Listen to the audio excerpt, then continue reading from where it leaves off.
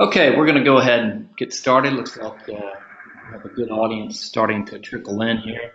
And according to the registrations, we have looks like we have people from almost every continent, from Europe, North America, South America, Africa, Asia. So it's a good attendee for this webinar, which is Takeaways from World Press Trends, which is our global survey.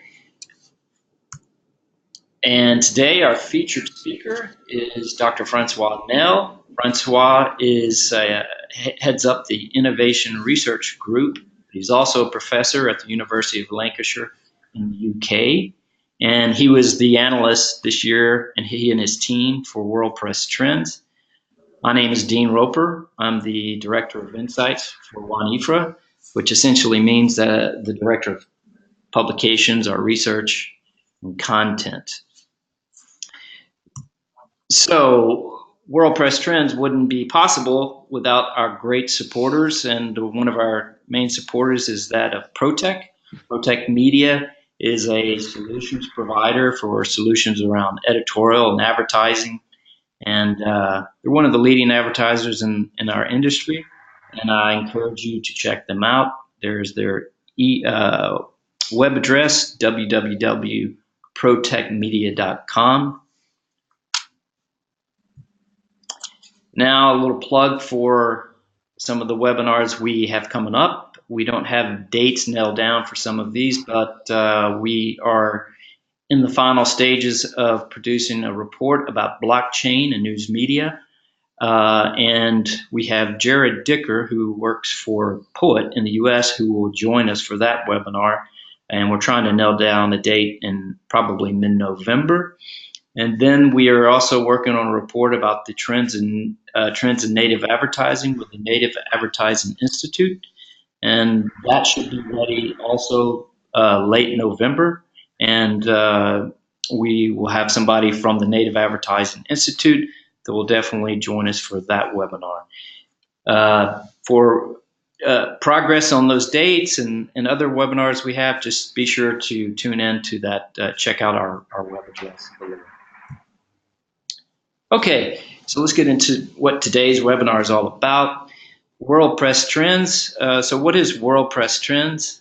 World Press Trends is the annual survey that WAN-IFRA has been conducting in some shape or form since 1989. Typically, we survey our national associations, which is about 70, and we collect data from each of those associations. It's a massive task from their part, and but we tend to collect that data from the previous year, and that is augmented by our other data partners such as Zenith Optimedia, which focuses on advertising data, Ipsos, which concentrates on reach, and then we work closely with PwC to get their global figures, but we also take statistics from the World Bank, ITU, and other organizations, and some that perhaps Francois will talk about that regards trust and press freedom as well. If you haven't received the report, if you're a WAN-IFRA member, you can download the report for free. There's the web address. And if you're attending this webinar and you're not a member, you can email me and I will see what I can do to get you the report. Another big aspect of World Press Trends is our database. And so a lot of this data that we collect and analyze and crunch goes into this database, which is also free to WAN-IFRA members. If you don't have access logins to that and you're interested, just also write me an email and I'll be happy to send that information to you. There's a lot of, I think there's data going back to the year 2000. So it's a great resource and you should take advantage of it. So Francois today will talk a little bit about this year's report in terms of the trust issue that we've all been talking about. I will let him explain why we decided to focus more on trust and how it affects publishers' performance. and of course, some of the key figures that everybody associates with WordPress trends. And then he perhaps will talk about some of the mandates for trust and what those mean to publishers. So Francois is a longtime friend of WAN-IFRA. As I mentioned before, he leads the Innovation Research Group, which is a partnership between the University of Oxford and UCLan. He is also at UCLan. He's a professor as well. He is the founding director of the Journalism Leaders Program, and this was news to me. He is the first academic to become an executive of the World Editors Forum. So before we hand over to Francois, I just want to encourage everybody to please send us your questions that Francois will take after he gives his presentation. And how you do that is on your panel on the right-hand side. You can type in your questions. I will sort of nudge you later, perhaps, to give you a clue about what kind of questions we're looking for. But specifically for WordPress trends, we would be very interested to know what data you're looking for, what makes sense for you. So without further ado, I will try to hand over to Francois now.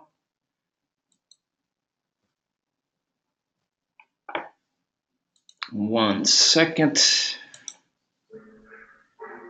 Francois, I hope you have it. Thank you very much, Dean. Thanks for that, and thank you everybody for joining us this afternoon or today.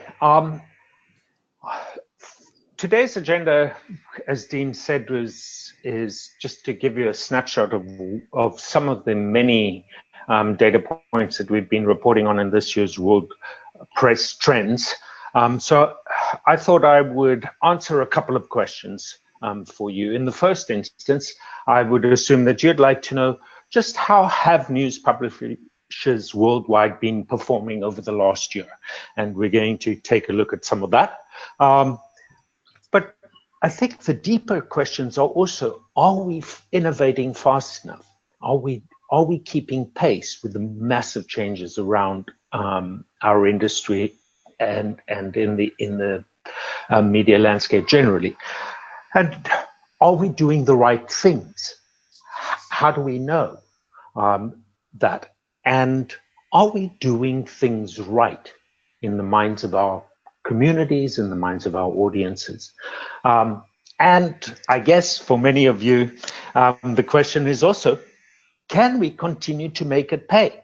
These are difficult times, but can we continue to make a success? So with that, I guess I'd like to just start by pointing out that we've been looking, as Dean has said, with data drawn from a number of sources, but WordPress Trends has been going since 1989. So just when we look at the data over time, we realize that, yes, we have had a global recession at the end of 2007, and those were really difficult. But over the last 5 years, we've seen both global economies recover and newspaper revenues generally across the globe have stabilized alongside that. So at this point, I think the trends that we're going to point out today make the assumption that we are broadly globally in stable environments, and that our success is not necessarily dependent or on the global trends, but on us. So the bottom line, how have we done over the last year? Well, the news publisher industry remains a massive part of global economy. We account for 150 plus billion revenues over the last year. There has been a slight downward upward trend. It's down almost 2% over the last previous period. What has affected those numbers? Principally, our print circulations have come down by 4% over the last year, 3.9%. And advertising in particular has been under pressure. We've seen it decline by 8.3% globally, that is, over the last year. What has been growing, though, significantly has been our digital revenues. We've seen close to 20% increase in the circulation revenues from digital. That means, as you can see, that increasingly worldwide people are asking readers to pay for content on digital platforms. We've also seen significant growth in digital advertising, with that going up over the past year as well by just over 5%. So yes, we have seen overall this shift to an audience-based revenue continues to grow, but is it fast enough? Our advertising revenues are continuing to decline.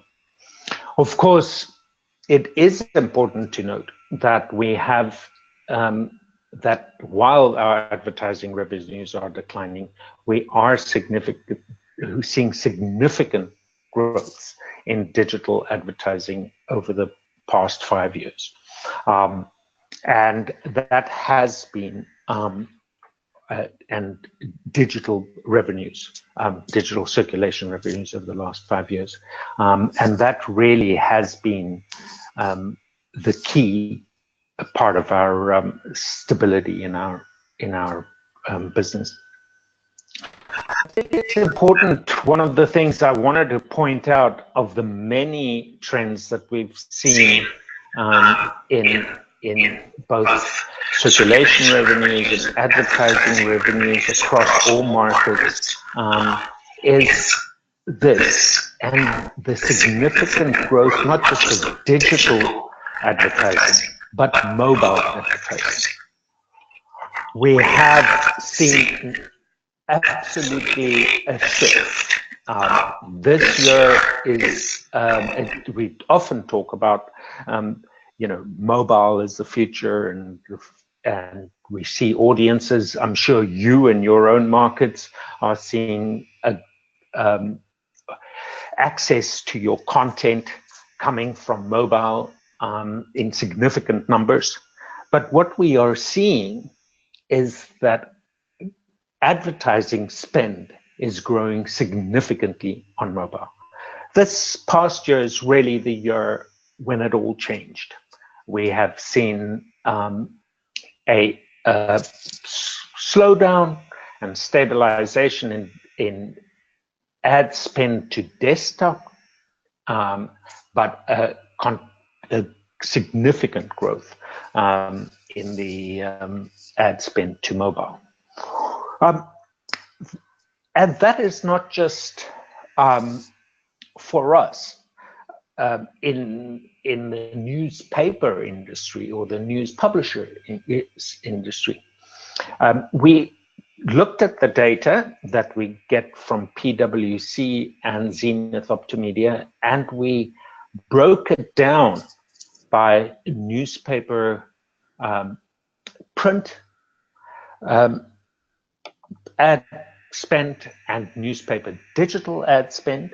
And then we also broke down the general internet ad spend between desktop ad spend and mobile ad spend.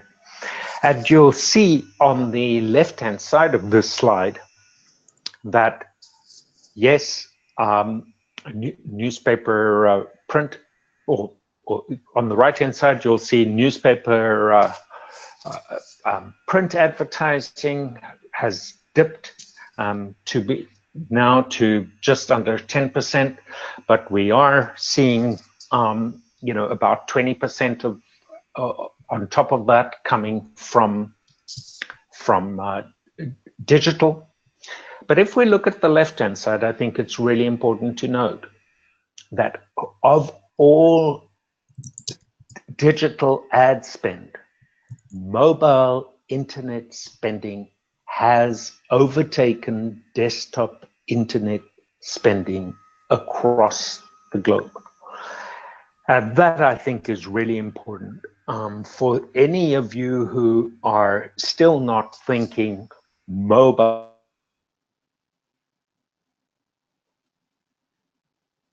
this slide should help focus your minds on that. We are seeing a growth for us in digital. We're seeing a growth for us in mobile, but are we growing fast enough? We've seen us grow, but are we growing fast enough? And I guess this slide shows that there is still work to be done. We have seen global newspaper digital circulations grow at 7%. And we've seen newspaper publishers' digital advertising over the last 5 years grow by more than a quarter. But global internet advertising still outpaces us. So there is still work for us to do to continue our transformation, to capture value from that change. Again, I think just to emphasize the point that the expectation from Zenith is that mobile, this growth in mobile internet advertising will follow the growth we see in mobile audiences, and this is likely to continue significantly, overtaking many other sectors in our industry. The mobile effect is not only obviously affecting our revenues, but it's also affecting our audiences.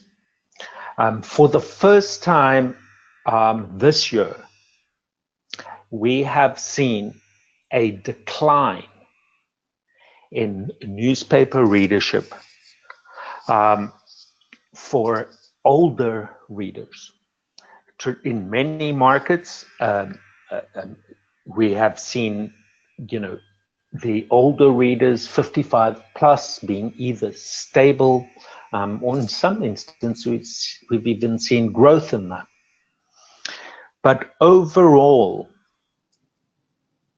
we are seeing, and as you can, if you look over the last 5 years, we've seen growth in the older readers, except for the last year. We are seeing a decline in older readers to our sites. And I think the takeaway we have from that is, in effect, that even older users are now moving to mobile.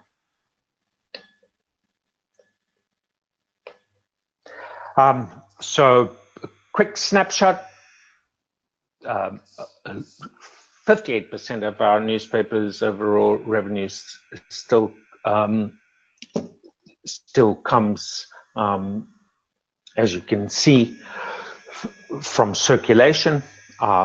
Digital circulation revenues have increased. Digital advertising revenues have increased, but print, we are seeing some declines, and overall revenues have contracted based on that. As I've mentioned before, so the question is, are we doing this fast enough? Well, we're seeing the answer to that question is varied across the globe. We are seeing when we crunch the data, when we take a look at what percentage of overall revenues come from digital per country, we are seeing some people are highly transformed in terms of the extent of their what the percentage of revenues that come from digital.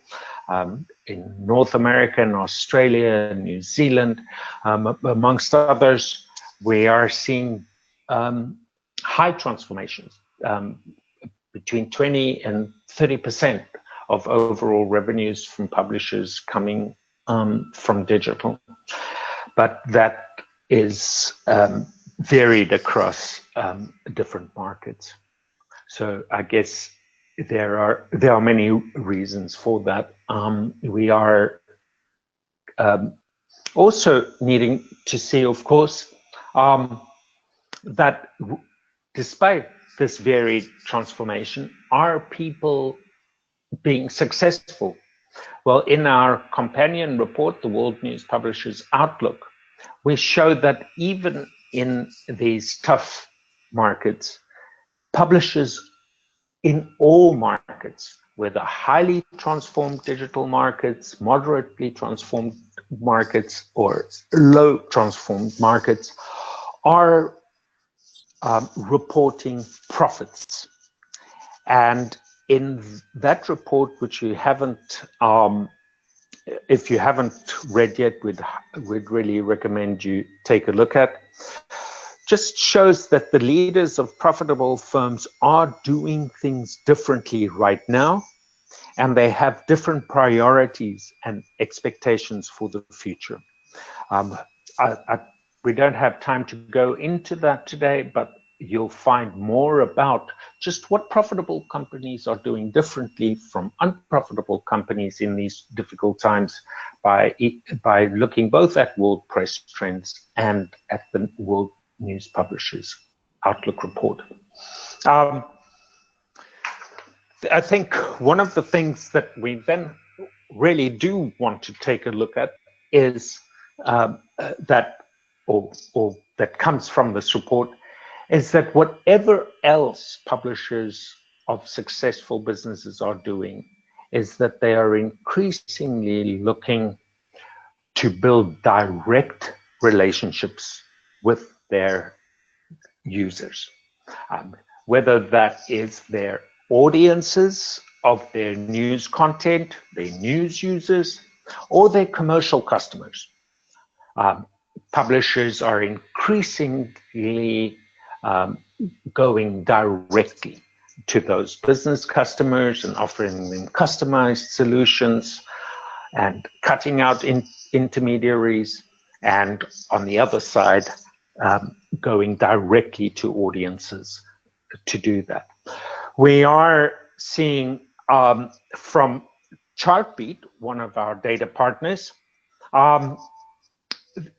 reporting some really interesting data to us, that worldwide, dark social, for those of you who don't know that term, dark social we use to describe direct traffic, really, traffic from emails, instant messengers, WhatsApp and the like, which I'm sure many of you are using, is now accounts for more than half of the traffic to digital publishers globally. And I think that really points to the fact that while we are seeing, some of the tech giants like Facebook and so on being very, very important, dark social, which represents those direct relationships, is increasingly important for all of us.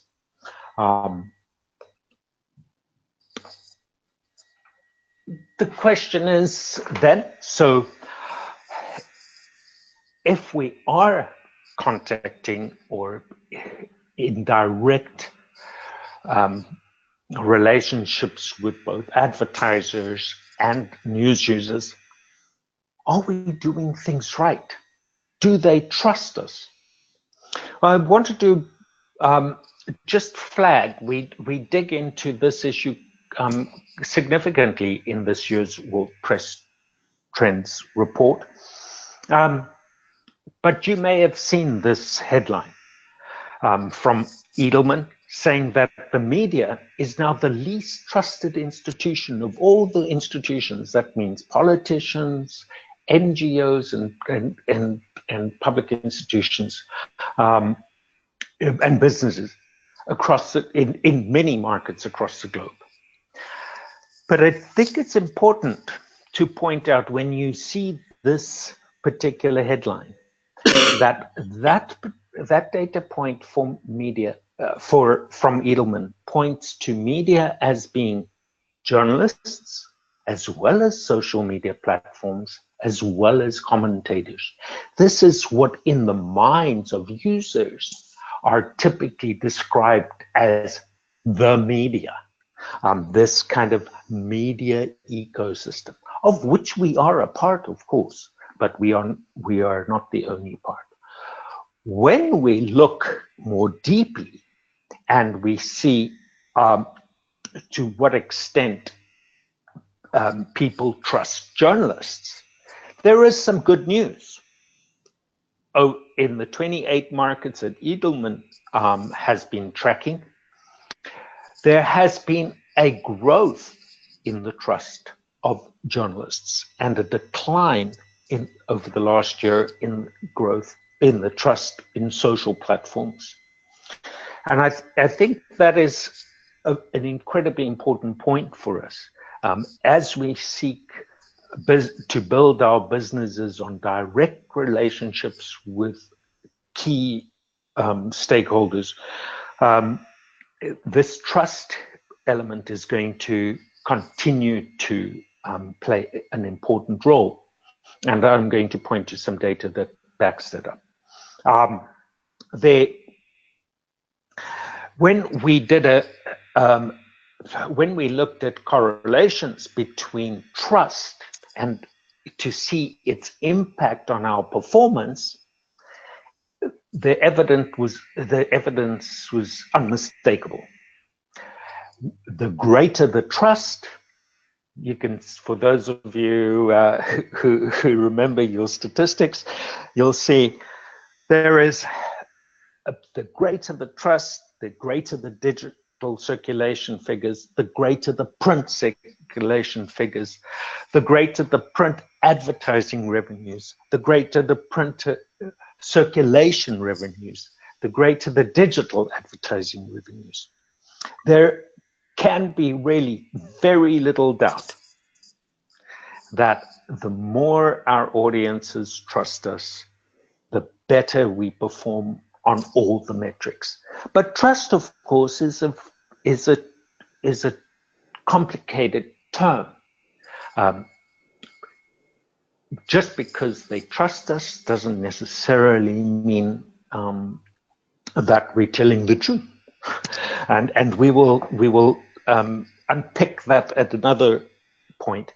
But I think what we do look at in which ways are publishers trusted when in the Edelman survey, when they say journalists and publishers are trusted, what are in the minds of the majority of the people? Well, in order of priority, these are the 5 mandates. That means these are the 5 things that people who say that publishers are trusted believe the publishers are doing. The first thing that people who trust publishers say those publishers are doing are that they believe they are the guardians of information quality. They are telling trustworthy information, high quality information. The second one is that they protect ordinary people from abuses of power. I think that continues to be a really important mandate for us. They also are useful. Publishers who are trusted supply information to help people live better, make better quality decisions about their lives. They also keep checks and balances of other institutions, not just politicians, but also businesses and others. And of course, they trust us to entertain them and amuse. I think those just remind us that is the things that people are mostly looking for us to deliver, and that those publishers who are delivering those are reporting higher scores on performance, both in terms of audiences and revenues. Our next question then is, can we really, or the final question I posed was really, can we continue to succeed? Well, we have found, as I said before in our Outlook study, that publishers across the world are making profitable businesses in every market. But not all publishers are doing so. Those publishers who are reporting higher profits are those who also have entrepreneurial leaders. The role of leadership, who are continuing to look for new opportunities, to grow their businesses, to diversify their revenues, who are an important factor in the success of companies. In fact, it's the one in our study that we see as the most essential, is entrepreneurial leadership. When we looked at all the factors that can mitigate the performance of companies with entrepreneurial leaders, only one of our data points really provided significant results. We looked at GDP, we looked at internet penetration, we looked at a whole range of World Bank statistics and ITU data on mobile and all sorts of things. None of those were statistically significantly correlated to the success of companies with entrepreneurial leaders, except for one: press freedom. That really points to the fact that media companies across the globe can continue to perform and be successful and deliver both quality journalism and profitable revenues or results, except where there are low levels of press freedom. So for us, I believe press freedom is not just an editorial concern. It's a matter of incredible concern to our boardrooms and for our commercial managers as well. And I guess in sum, how have news publishers been performing? Well, solidly overall. We've seen significant growth in digital, real difficulties with advertising, stable circulation revenues in the main. Are we innovating fast enough? Not as fast as our peers, but so some more work needs to be done. Are we doing the right things. Some of us are. In fact, there are about a quarter of publishers across all markets who are reporting profits. Over the last year, 50% of people said things are stable, and then we've seen about 25% of the publishers in our surveys saying there have been declines. So yes, some people are doing things right and continuing to grow their businesses.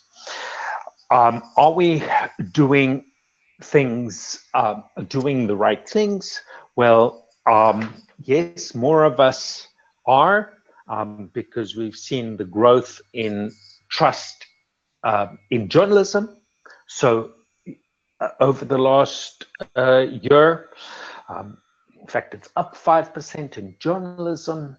And I think that points to the fact that news publishers need to continue to distinguish themselves from social media and other platforms, ensure that your brands are clear and obvious, and to point to the fact that you do provide high quality information, keep people the powers to account, and help people make good decisions. And then, can we continue to make it pay? I think it's important to remind us that the news publishing business continues to be a very significant industry overall. We account for more than $150 billion of revenues across the globe. We're a significant economic force. And amongst us, there are people who continue to earn significant profits. But yes, we need to remain steadfast defenders of press freedom. Thank you very much. For that, I'm really happy to take any questions. I'll hand over to Dean, and then we will go from there. Thank you, Francois. Thank you for that. So we'll jump right into the questions. I know it's a lot to digest with all the different figures we have and world press trends. So let's start with this question. So how do you juxtapose the fact that there's so much focus on digital revenues and digital transformation when yet 90% of revenues come from print globally? That's a common question we get. Do you want to address that, Francois? Absolutely. What we are, I think the important thing to always point out is that leading a news publishing business is never easy. But our business, and the challenge for leaders in our businesses, as in every business, is to continue to work on existing businesses, as well as trying to look for new revenue opportunities. And it's really about getting that balance right at the right time. What we are seeing is that some people who are exploiting existing print businesses, and I think that those, as well as exploring new digital revenues at the right time, continue to deliver profit. Where we are seeing people, and this is from the other studies, the Outlook studies, where we are seeing people who are declining revenues are when they are only exploiting existing print revenues and not looking at digital revenues and to transform their businesses. So it's really an issue of emphasis. We're certainly seeing that in our in our Outlook study, that people are expecting significant amounts of their future revenues will have to come from new sources. That's beyond circulation revenues, that's direct audience revenues for content, as well as advertising, whether digital and print. And so diversifying their revenue streams is something people will need to do.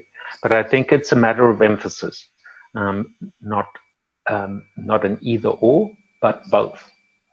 Both exploiting print as well as growing new revenues.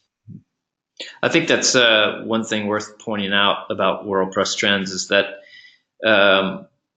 especially if you look at that primary revenue picture at one of the beginning slides that shows all the different revenues around digital, print, and overall revenue, that's based on primary revenue streams for publishers. It does not include much of the new non-traditional revenue sources that publishers are exploiting. For example, whether it's something like events or e-commerce or investing in other businesses, tech startups, and those sorts of things. That's something that we hope to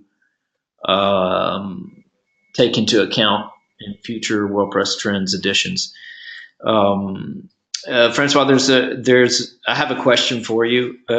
This is your first year actually to be involved in this project from kind of, if you want to call it the beginning, when you came into the end.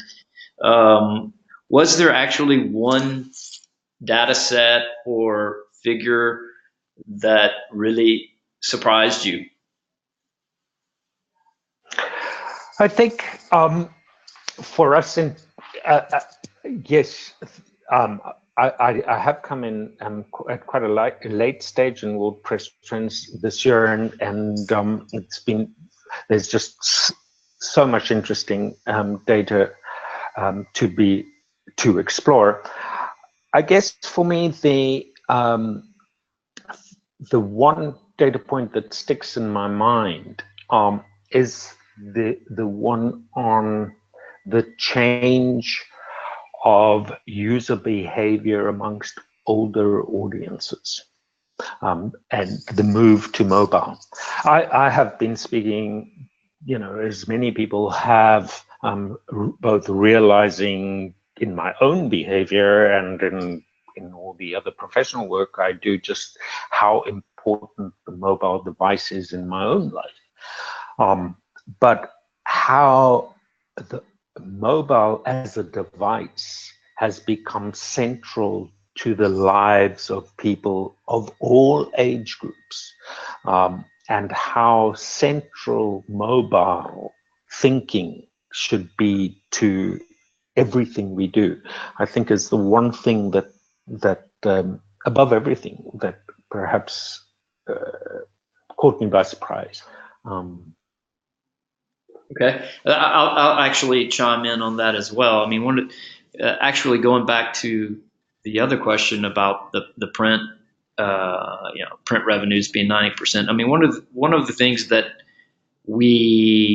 I believe we pointed out in the report, and I was at our World Publishing Expo and IFRA DCX Expo just a couple of weeks ago, and Didi Puriyaska from ABP in India, he gave a presentation, a really interesting presentation about the trends in India. And for so many years, we have sort of held India up as a market where print was thriving and print was growing. And the biggest surprise for me this year was that in India, year on year, print circulation declined 26%. And Didi pointed out in his presentation what some of the trends that are driving that, and we were asking him if what the reported figures was that more of an anomaly, and I think he tends to think that it's somewhere between an anomaly and more of a cautionary tale, in that even in India, where print is still strong, many of the trends that in the West have been that have been around for years are now definitely coming to places like India.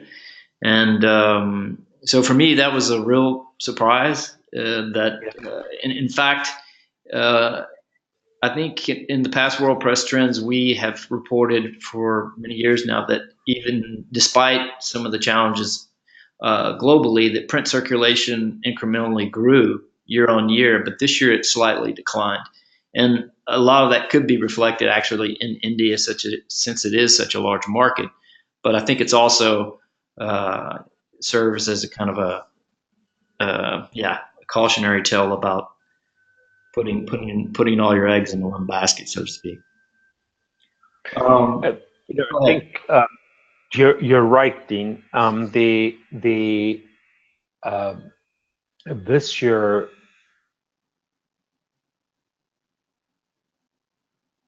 Oop, I think I lost you, Francois. downwards for the first time globally in print. Excuse But me, also, Francois. We lost you for about 15 seconds there. sorry, apologies. Is that any better? No, you'll hear you now. We just hear the first part. Yeah. Okay.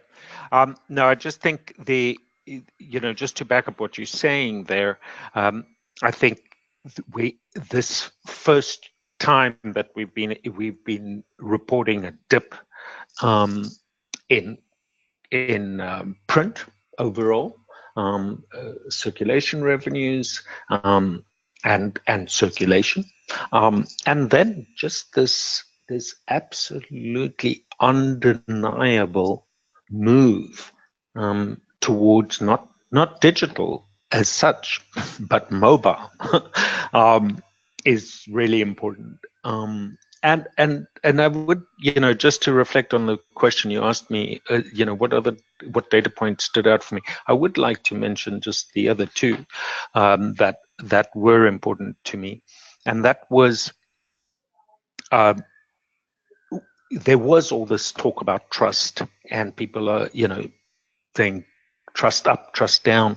And when we try to dig into that question to say, so does really trust really matter for the bottom line?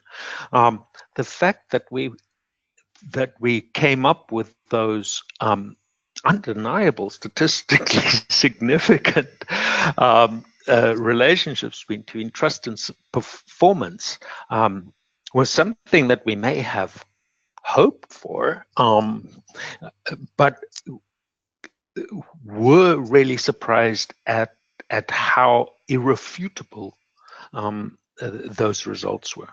That there is absolutely an undeniable relationship between trust and your performance, both in commercial and audiences, and I think what that means for publishers in terms of ensuring that they build direct relationships with people and use mechanisms that ensure they trust. And I guess for managers, that becomes a mandate in their conversations in terms of strategies and daily tactics is the thing we're doing now going to ensure that we guard or grow the trust that our users and our advertisers have for us. Okay. Well, for the sake of time, I think we're going to wrap it up. Francois, thank you so much, and for the presentation, and for all your help on the project. And we're looking at next year right now in terms of the data that we want to pursue. Francois and his team. So thanks for that. And we would like to hear from you, the audience. If you have any requests for data, we'll probably be in touch with you anyway. I would like to thank you for attending the webinar, and just a couple of reminders. We will do a summary of the webinar and we will send an email that will include the takeaways from the webinar, but also we will post the presentation on our YouTube channel, and there will be a link to that, so you can, if there's anything you felt like you missed, you can go watch that. And otherwise, stay tuned for upcoming webinars. And again, thanks for coming, and have a nice day. Thank you very much, Dean. Thank you, everybody.